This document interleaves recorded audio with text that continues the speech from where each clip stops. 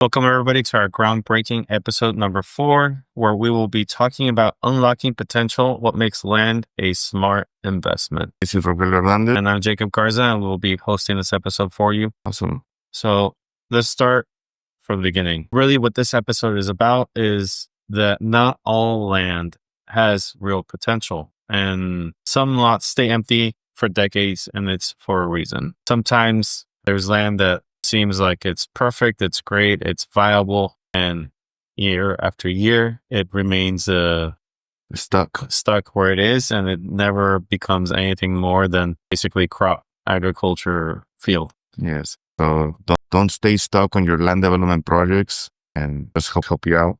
Yeah.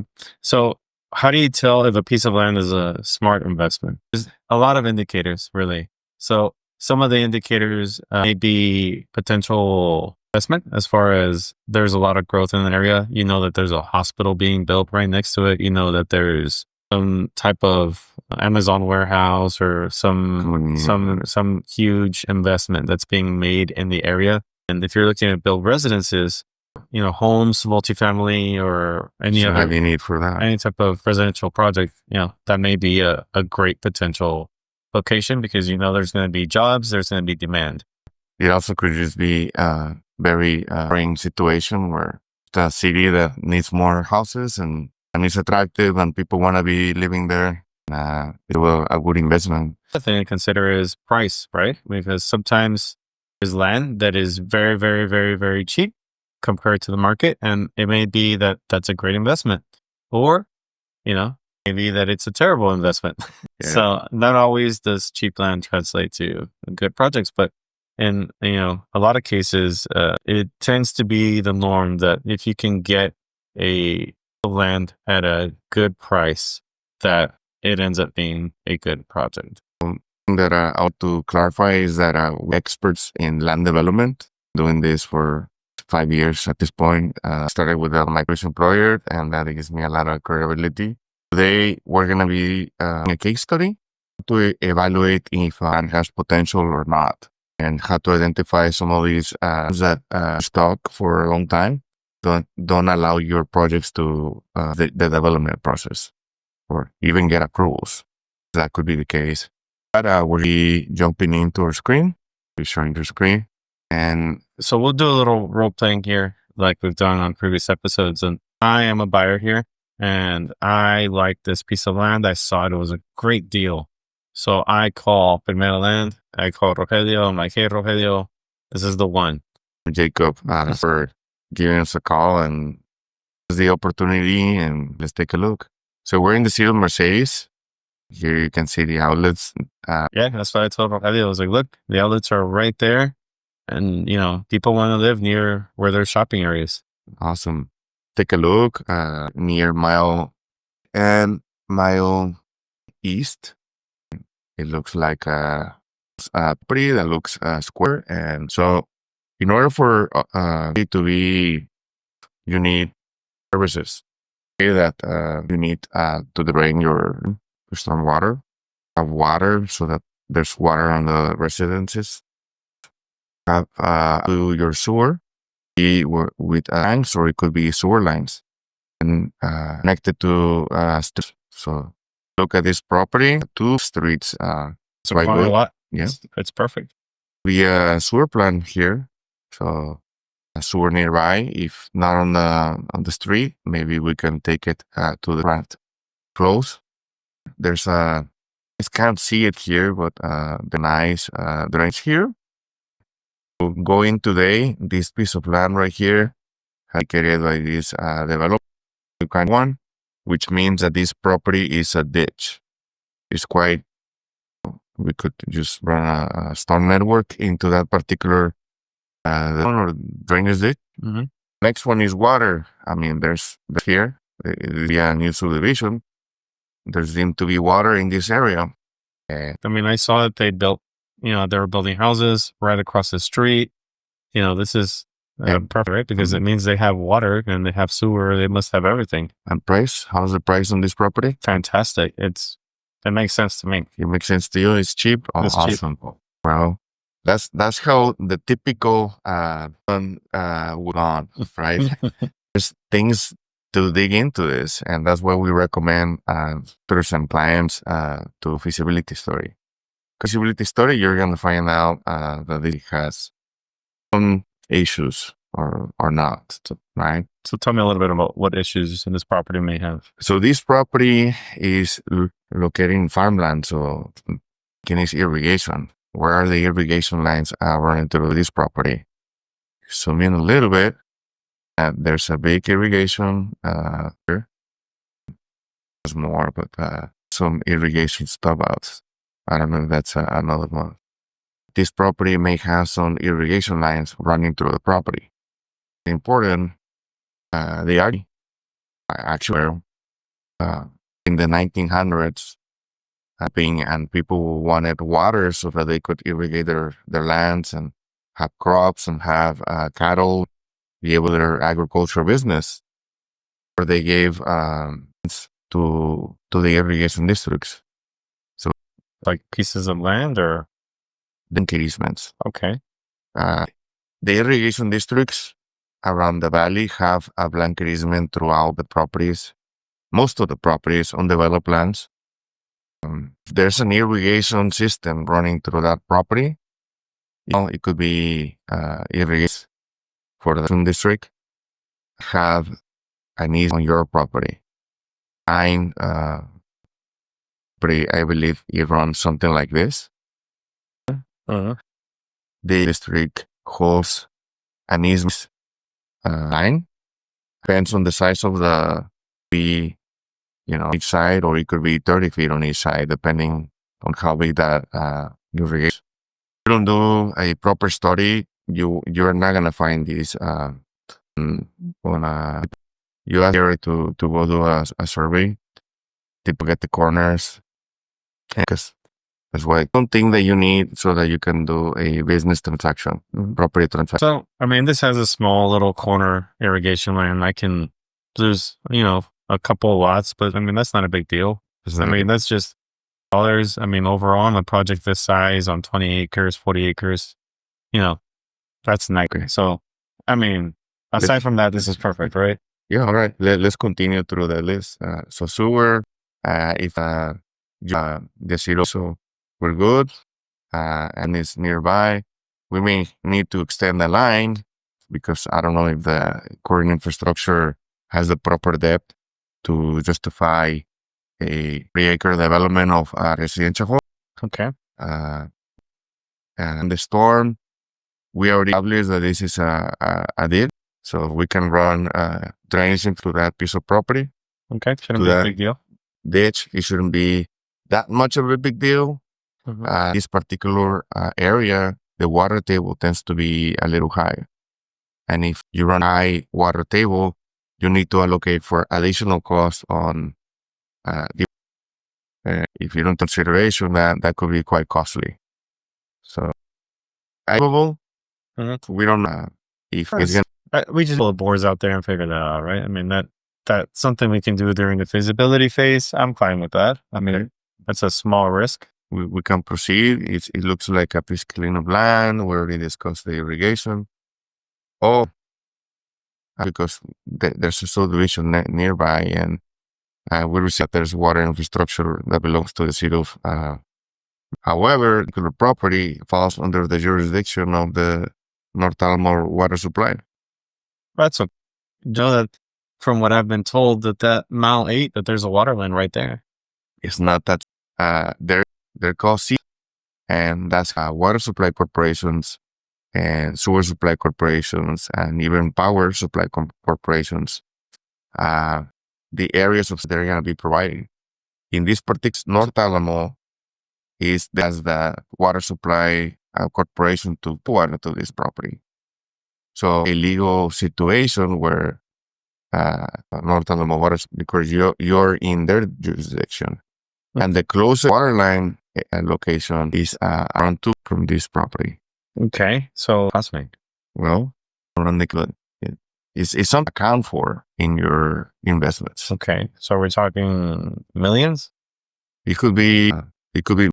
Okay, well then I probably won't be able to develop this property. Projections of profit are much smaller than that number. Yeah. Well, a feasibility study.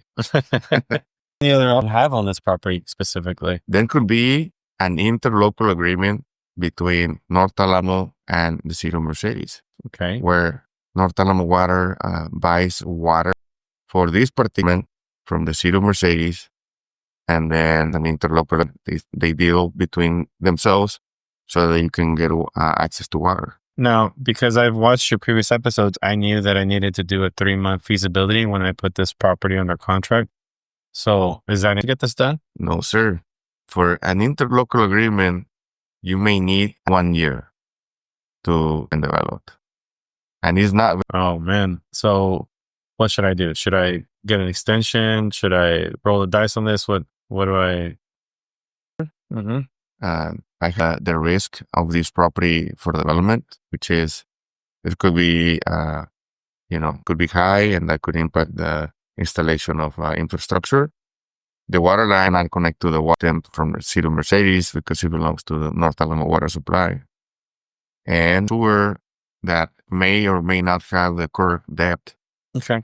So that, but assuming the water table is fine with when we do our geotech, and that should be a very cheap, relatively quick assessment. Yes. Assuming that the sewer infrastructure is already there, and assuming that we can proceed with this interlocal agreement, assuming all those variables are all holding true, would this be a great investment? And you could connect them, no problem. Yes. Yeah. Okay. But it's not. Why? Because you need interlocal agreement. Assuming I can get it together in a year and we can move forward. This other property still has a significant amount of lots for sale. That could, of course. If you look at your neighbor, they develop, I don't know, it could be first of property into subdivisions and buy the same type of product. Yes. And if there are too many of the same product, that means there's less demand. That could impact yourselves. That could impact my sales. Okay. Exactly. Something to consider as well. It may not necessarily kill your project, but take a year. So, and I've heard that there's more infrastructure being built of the mall currently. And so I feel like there's going to be demand in the future, and maybe I'll do a little bit more research on that, talk to some real estate people and get projections. If all looks good, and all these things can be put together, I think this is a great thing. The given is to be careful because there's a lot of things that have to align. Yeah. So that this project can be the supply, right? The local agreement work out. The water table needs to correct. Or may work because this property on the south I was able to develop and to be running to the sewer. So by all means, I think it would be a just looking at this layout, it's very likely they put the sewer line in on that road because they're not going to put it through the drainage easement. Exactly. So it's very likely that they did install that sewer along Mount Ake, along with the water. They probably brought now. The only discharge. I think it's achievable. It should be achievable depending on how deep they went with that drainage ditch. You may have a or deeper pond. A deeper pond on your property means you get more lots. If it's shallower, you get a few less because you have to account for the volume, which means if you can't go as deep, you eat up more land. There's other options not as popular here, but pumps and other things are always for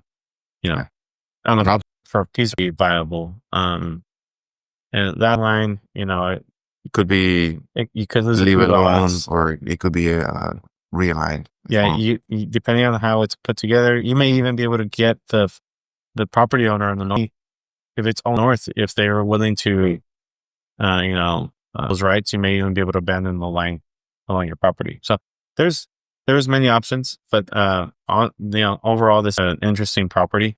A developer may choose to follow. It's a good project.